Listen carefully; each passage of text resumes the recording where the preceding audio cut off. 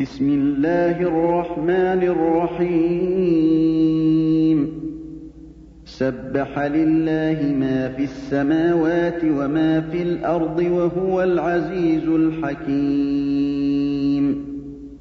هو الذي أخرج الذين كفروا من أهل الكتاب من ديارهم لأول الحشر أعوذ بالله من الشيطان الرجيم بسم الله الرحمن الرحيم الحمد لله ثم الصلاة والسلام على أشرف المرسلين سيدنا محمد وعلى آله وصحبه وسلم.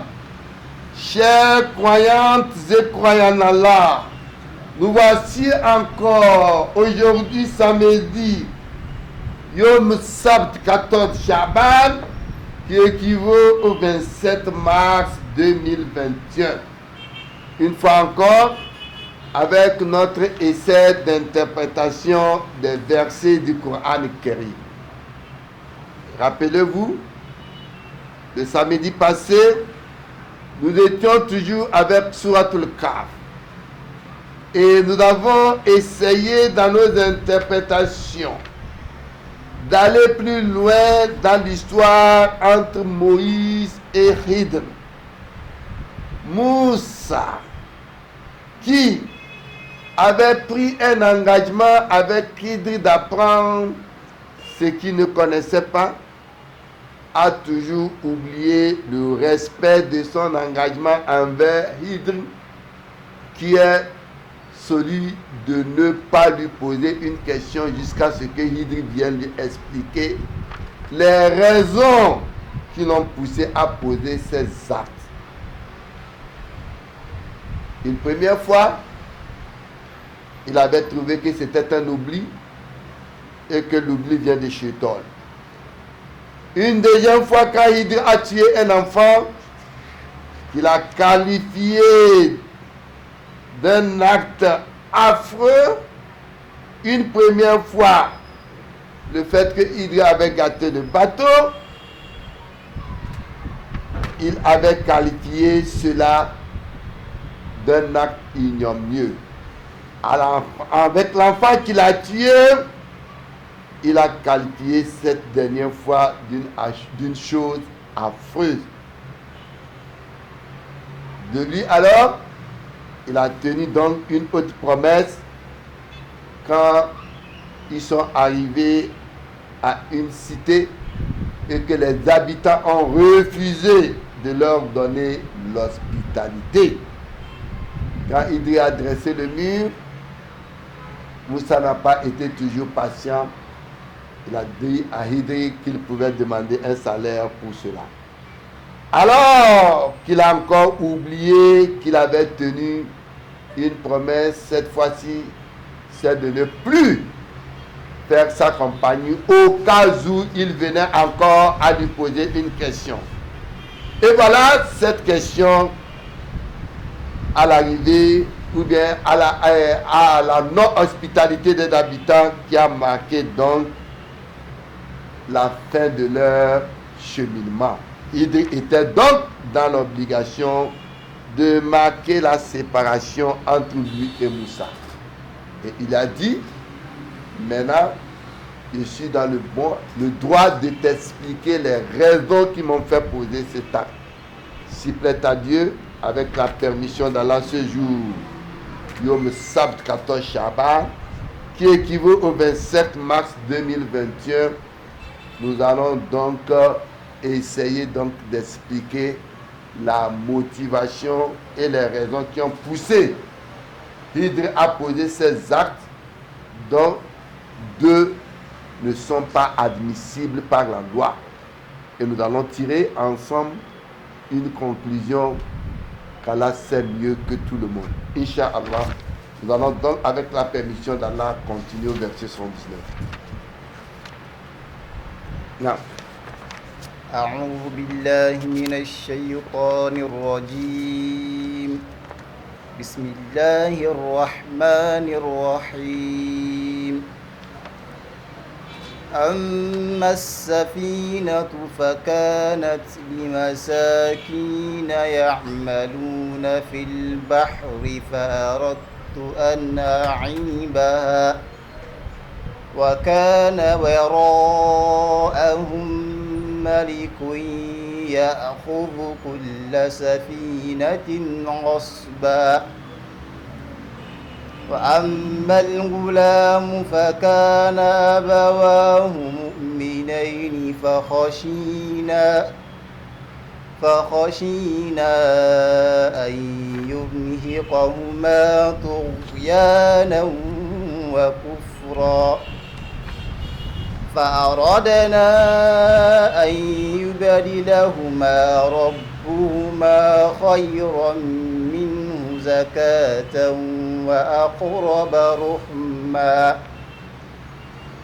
وأما الجدار فكان لغلامين يتيمين في المدينة وكان تحته كنز لهما وكان أبوهما صالحا فأراد ربك أن يبلغا أشدهما ويستخرجا كنزهما رحمة من ربك وما فعلته عن أمري ذلك تأويل ما لم تستطع عليه صبرا. كفى.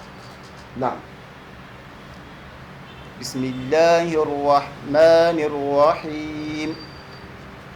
أما السفينة فكانت لمساكين يعملون في البحر فأردت أن أعيبها وكان وراءهم ملك يأخذ كل سفينة غصبا. Allah Jalla wa Ala, il continue toujours avec Surat Al-Kahf au moment où Khidr a décidé de se séparer avec Moussa. Il lui explique les raisons des actes qu'il a posés. Allah Jalla wa Ala fait donc attendre Moussa ce qu'il ne connaissait pas de la connaissance cachée, de l'invisible. Il lui dit Amma safinat fakanat limasakina ya'maluna fil bahr. Il commence. Rappelez-vous, le premier acte posé par Hidr, c'était de gâter le bateau des pauvres gens qui travaillaient dans la mer.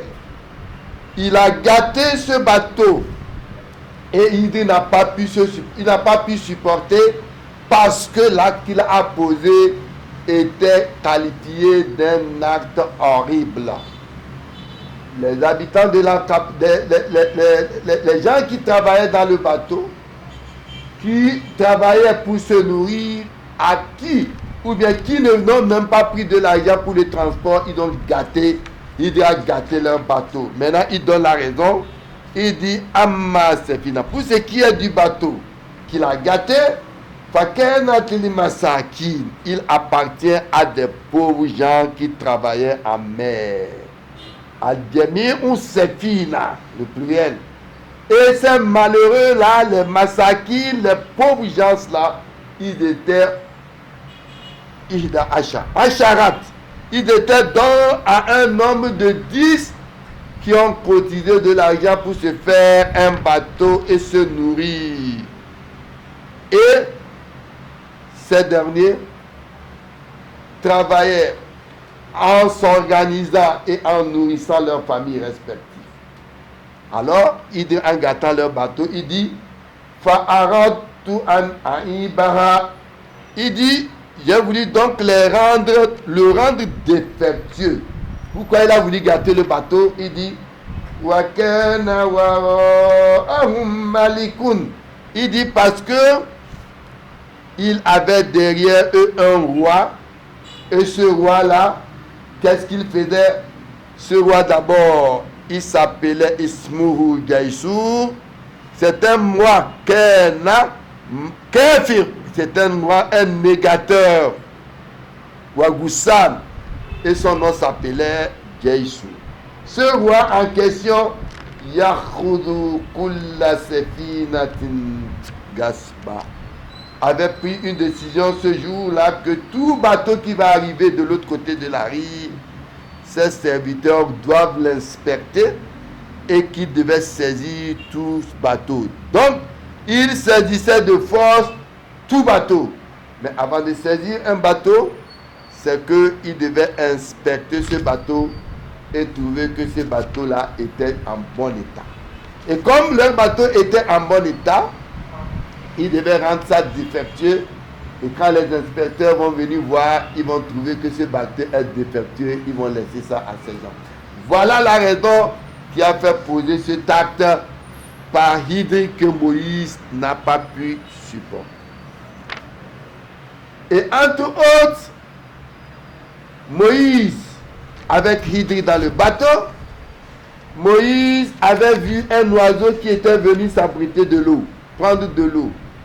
Et Moïse, Hydri de lui dire encore dans la connaissance, si tout ce qui était la mer était la connaissance, ce que vient de puiser le bateau, l'oiseau dans la mer est exactement la connaissance que les hommes ont.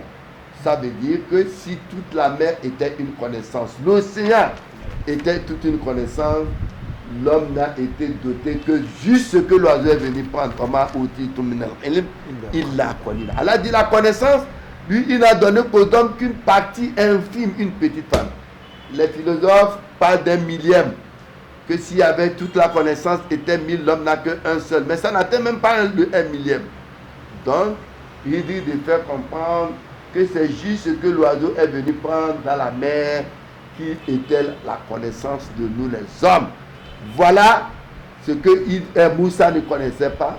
En voyant l'oiseau venir prendre de l'eau dans la mer, c'est tout à fait naturel, mais il devait lui faire comprendre que si toute la mer était la connaissance qui existait, c'est ce que l'oiseau a pris que Dieu a donné aux hommes. Donc, sachez que vous n'avez pas de connaissance. Dans la vie, faites attention. Leçon à apprendre de ce que Moussa ne connaissait pas, que Hydri devait lui apprendre. Bismillah. وأما الغلام فكان أبواه مؤمنين فخشينا أن يرهقهما طغيانا وكفرا. Le deuxième acte posé par Hydri devant Moussa qui n'a pas pu supporter, c'était le fait d'avoir tué un enfant innocent. Alors, quand il a expliqué la raison pour le bateau, il dit wa ammal gulab. Mais quant au garçon, il lui dit fakana abawahu mu'minain. Ce garçon-là avait pour père et mère des croyants. C'était des croyants, ces deux parents. Fareshina ayurihikuhuma tuguyana. Nous avons craint qu'il ne leur imposait la rébellion et la mécréance. Tuguyana wa kufra. Quand il va grandir. Parce que cet enfant était connu d'un parent croyant, mais il était un enfant qui était mal éduqué, qui avait un mauvais comportement. Alors, Hydri dit, il a tué. Pourquoi il le dira encore? Parce que pour lui, cet enfant, s'il grandissait, il va induire ses parents dans la mécréance. Et, وَصَّحَ فِي الْحَدِيثِ لَا يَقْضِي اللَّهُ الْمُؤْمِنَ قَضَاءً إِلَّا كَانَ خَيْرٌ لَهُ. Quand Allah impose quelque chose à un croyant, c'est qu'il sait qu'il y a quelque chose de meilleur que lui. وَعَسَىٰ أَن تَكْرَهُوا شَيْئًا وَهُوَ خَيْرٌ لَكُمْ. Vous pouvez donc ne pas aimer quelque chose, mais que cette chose soit une bonne chose pour vous. Mais jusque-là, pour l'entendement des hommes que nous sommes, cela ne suffit pas pour une raison. Car la loi religieuse, la loi pénale de tous les pays n'autorise pas qu'on tue un individu ou un être innocent. فأردنا أن يبدلهما ربهما خيرا منه زكاة وأقرب رحما. Non. Le fait de l'avoir tué, il continue. Fa'aradina ayyubdilahuma. Il dit, nous avons donc voulu que leur Seigneur leur accorda en échange ayyubdilahuma rabbuhuma, leur Seigneur khayran minhu, afin qu'il ait encore un autre plus pur et plus affectueux. Khayran minhu zakata, plus pur, wa akoraba ruhuma, et plus affectueux. La raison qui a poussé Hydre à le faire, c'est que cet enfant, le garçon en question, était un enfant hors la loi, un danger public et source de désarroi pour ses parents. Il était source d'humiliation pour ses parents. Mais jusqu'à présent, avait-il donc le droit de lui ôter la vie pour cette raison?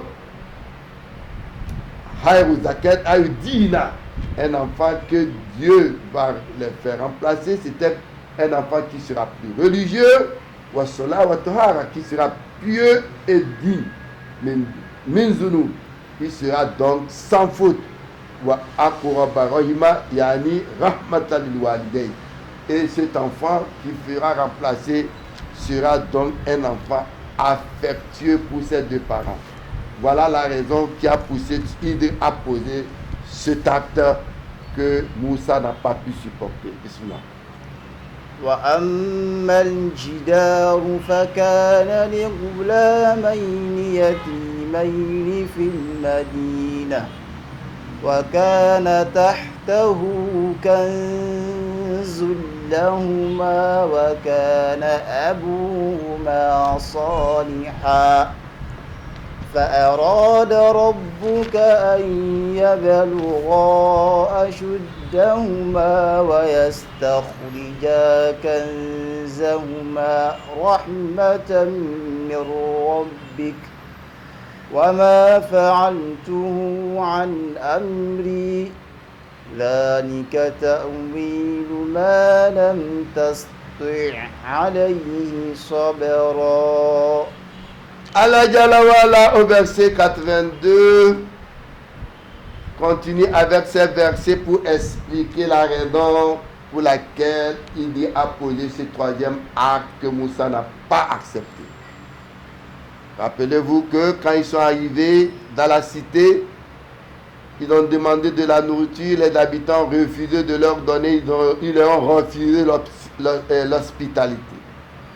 Et il avait vu un mur qui était en train de s'écouler. Moussa a redressé ce mur. Alors il explique. Il dit wa amma jida, et quant au mur, fakena ligula maini yatimaini fil madina, il appartenait à deux garçons orphelins de la ville. Wa kana tatahu kanzu lahuma, il y avait dessous un trésor à eux. Et leur père, Wakena Abuhuma Soliran, et leur père était un homme vertueux. Alors, Fa'arada Rabbuka an yabaluga ashuddahuma. Donc, ton Seigneur a donc voulu que tous deux atteignent leur maturité et qu'ils extraient eux-mêmes leur trésor. Wayestaharija Kenzahuma, que les deux puissent extraire ça, et que si le mur là tombait, les habitants malhonnêtes, mauvais devaient voir, alors que les enfants n'ont pas encore grandi, et qu'une miséricorde, alors Rahmatan min Rabbik, c'est une miséricorde de ton Seigneur. Et il dit Wama fa'altuhu an amri, il dit en réalité tout ce que j'ai fait, je ne l'ai pas fait de mon propre chef. Il dit Zalika ta'awilu ma lam tasti' alayhi sabra. Voilà l'interprétation de ce que tu n'as pas pu endurer avec patience. Falhusn basar kana tata kenzu lahma. Quand on parlait alors que en dessous il y avait un trésor, lawhi min zahab maktoub. C'est un trésor en or qui est écrit sur ça. Fi Bismillahirrahmanirrahim. C'était le nom d'Allah qui était en plus inscrit sur ça.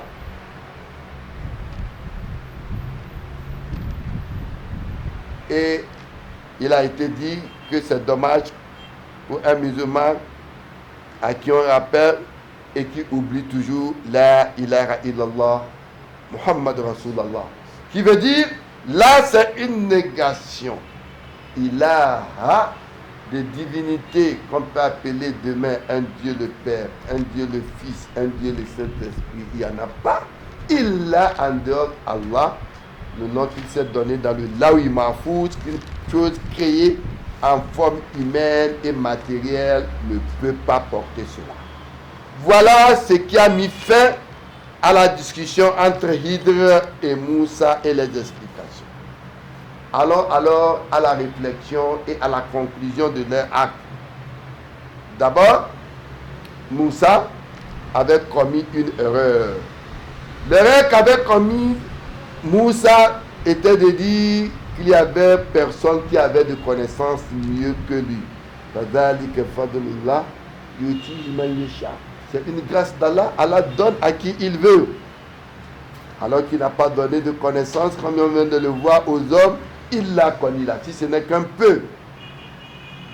Donc, l'entretien de Hidr avec Moussa montre que l'apprenant ne doit pas se presser pour des questions dont les réponses sont attendues.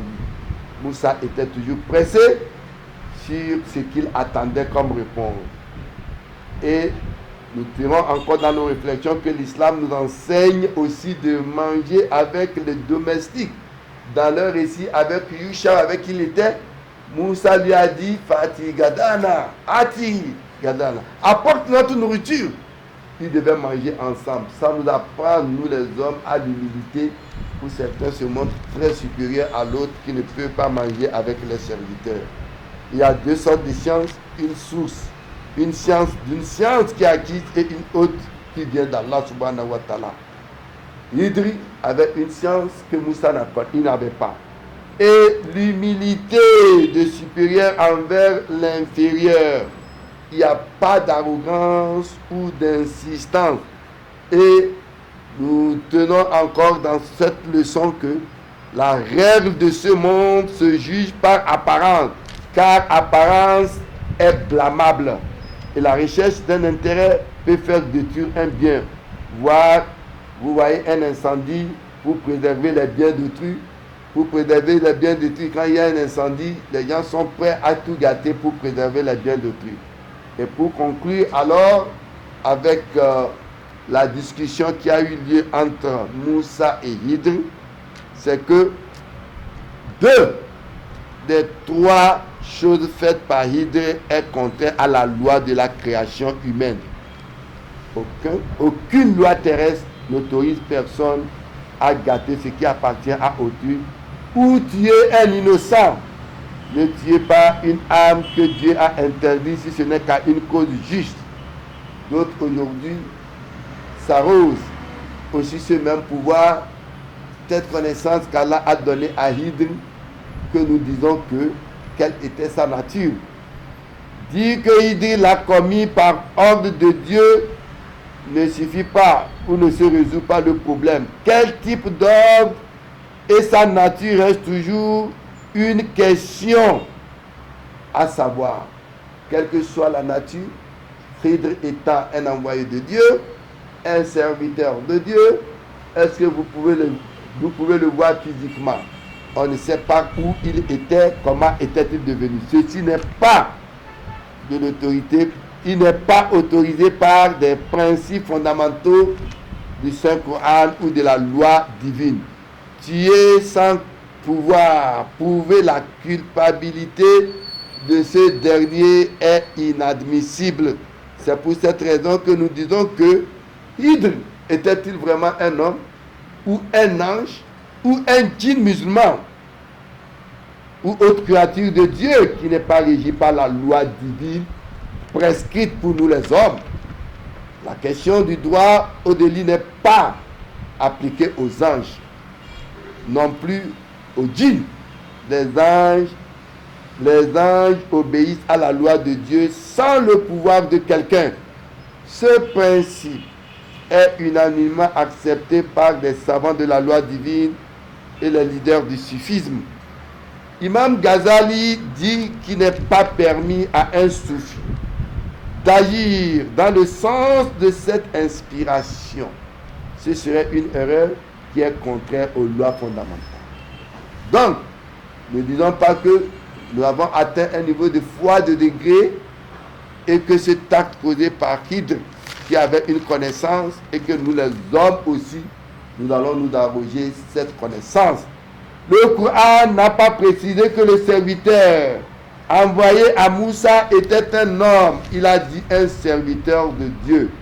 Le Coran parle de nos serviteurs qui ne signifie pas qu'il était un homme, ni un ange, ni un djinn musulman. Et puis le lieu où résidait Hydre ne montrait pas la présence des êtres humains, car il vivait tout seul là-bas. Quand Moussa lui a adressé le salam, sa question qu'il a posée était étonnante. Il a dit, on fait le salam ici. Il était avec qui? On ne sentait pas l'habitation des gens, si ce n'est que quand ils sont arrivés là où ils ont pris le bateau. Et puis le mot rajul utilisé pour aider n'est pas utilisé uniquement pour les hommes. Dans le Saint-Coran, Allah dans Suratul Jinn, il nous dit wa annahu kana rijalu minal ins ya'udhuna bi rijali minal jinn fazaduhum rahaqa. Il y avait parmi les humains des mâles qui cherchaient protection auprès des mâles parmi les djinns, mais cela ne fit qu'accroître leur détresse. Cela nous montre que kalima rijal est utilisé pas forcément pour les hommes seuls. Aussi les djinns et les anges sont des êtres invisibles.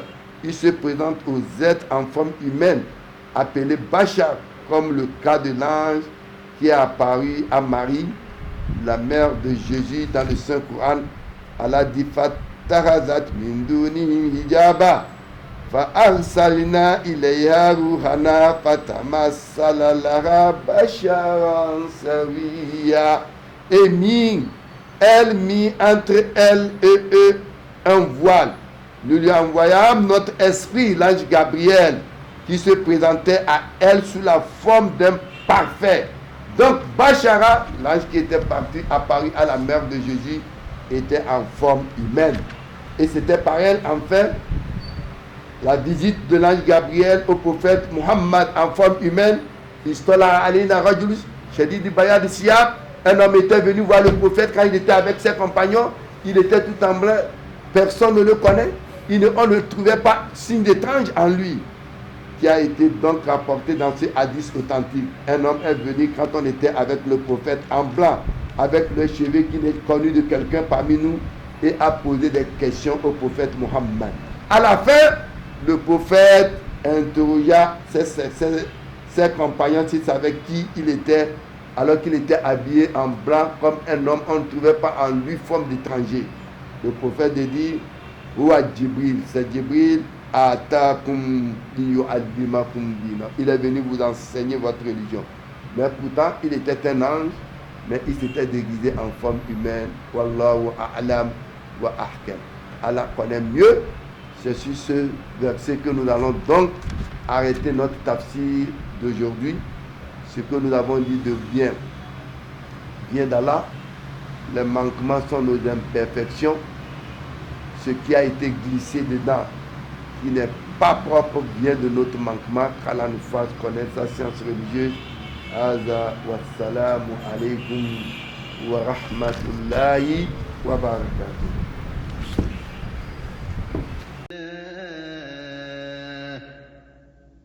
وتلك الأمثال نضربها للناس لعلهم يتفكرون